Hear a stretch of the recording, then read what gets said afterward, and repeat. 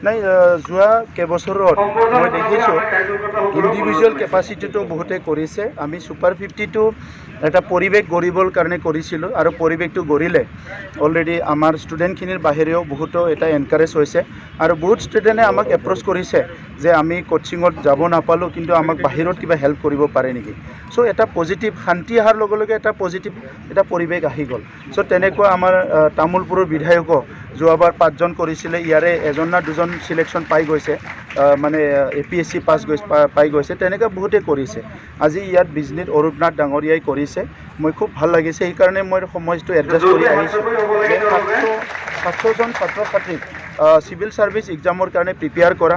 তেখেতসকলে UPSC কোনোবা নাপাব পাৰে, APSC কোনোবা নাপাব পাৰে, কোনোবা পাবও পাৰে, তথাপিতো কোনোবা SSC পাব, ষ্টাফ চিলেকশ্যন কমিশ্যন, কোনোবা ৰেলৰ পৰীক্ষাত পাব, কোনোবা ADR বিভিন্ন পৰীক্ষাত তেখেতসকলে পাছ কৰিব পাৰিব। গতিকে এই ইনিচিয়েটিভটো মানৱ সম্পদ গঢ়া ইনিচিয়েটিভটো খুব ভাল হৈছে, মই শলাগ লৈছোঁ আৰু সেই 700জন ছাত্ৰ ছাত্ৰীৰ ভৱিষ্যত উজ্জ্বল কামনা কৰিছোঁ।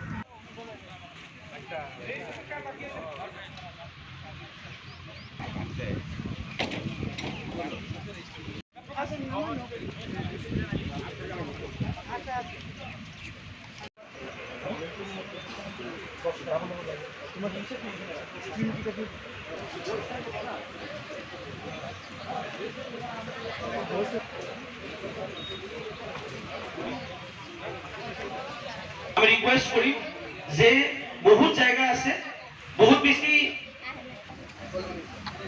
সাইডত কিছু বেঞ্চ দি আছে, বেগ রাখিব যদি অসুবিধা হয়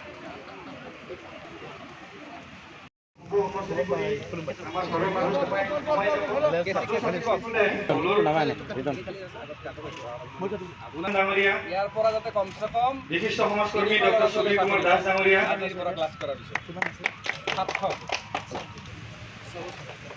মঞ্চত আহি আসন গ্ৰহণ কৰিবলৈ অনুৰোধ জনাইছোঁ।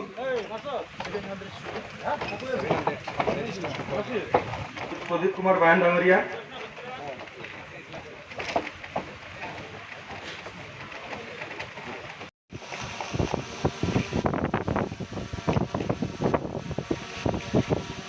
মুখ্য অতিথি প্ৰমোদ বড়ো ডাঙৰীয়া, লগতে সকলোকে আমাৰ অতিথিসকলক আৰু অনাগত দিনত যাতে এই ইনিচিয়েটিভটো সাষ্টেইন কৰিব পাৰে, কণ্টিনিউ কৰিব পাৰে, ইয়াৰ কাৰণে মই ভগৱানৰ ওচৰত প্ৰাৰ্থনা কৰিছোঁ।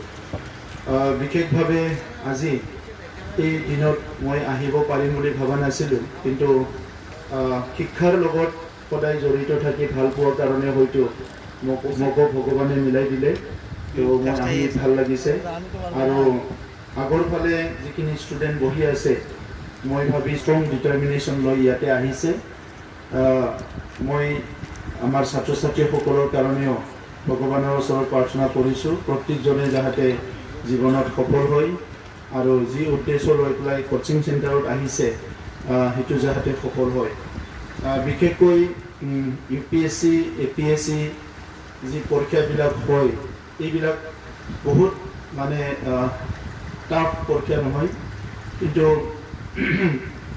ইয়াত অলপ হাৰ্ড ৱৰ্ক কৰিব লগা হয়।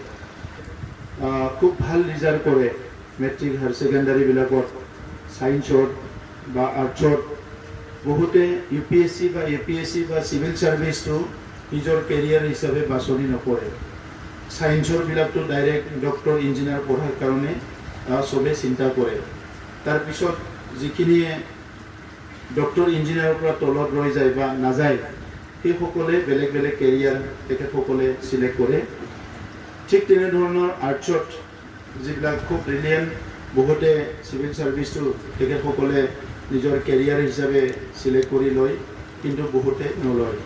আৰু বহুত ষ্টুডেণ্টে এইটো ভয় কৰে এই এক্সামটো।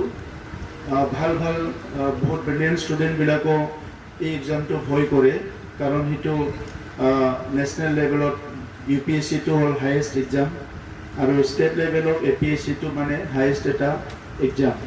গতিকে এই এক্সামটো বহিবৰ কাৰণে আমি বহুতখিনি চিলেবাছ কভাৰ কৰিব লগা হয়। আৰু চিলেবাছটোত সি এজন ভাল এডমিনিষ্ট্ৰেটৰ হ'ব লাগিব, আৰু এডমিনিষ্ট্ৰেটৰ হ'ব লাগিলে তেখেতৰ তাত সব বিষয়ৰে অলপ বেছিক জ্ঞানটো থাকিব লাগিব। এজন SDO চিভিল হোৱাৰ পিছত সেই সাব ডিভিজনৰ যিখিনি সমস্যা আছে যিখিনি ইস্যু আছে প্ৰত্যেকটো ইস্যুৰ ওপৰত তেখেতে কাম কৰিব পৰা হ'ব লাগিব